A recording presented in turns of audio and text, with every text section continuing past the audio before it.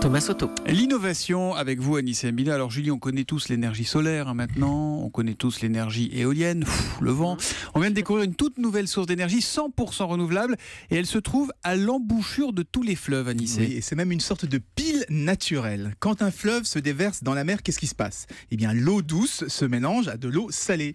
Eh bien, cette différence de concentration en sel est capable de générer de l'électricité exactement comme à l'intérieur d'une pile. Au moment du contact, là. Oui, en fait, c'est des molécules. Enfin, c'est comme dans les cours de chimie, il y a des électrons qui s'envolent, etc.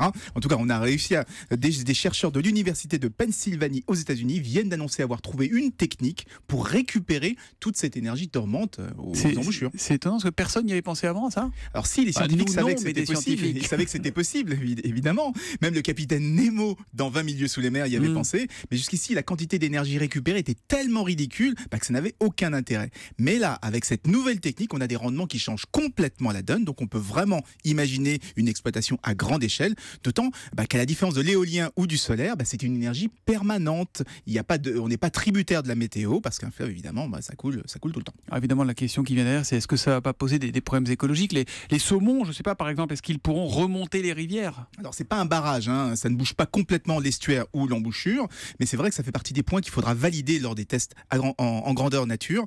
En tout cas, les chercheurs, eux, sont enthousiastes parce que d'après leurs calculs, on pourrait répondre à 40% des besoins énergétiques de la planète rien qu'en exploitant l'embouchure des rivières. 40% avec cette nouvelle technologie. Il y a des piles naturelles qui sont à l'embouchure des rivières. Merci beaucoup, Anissa Mbida.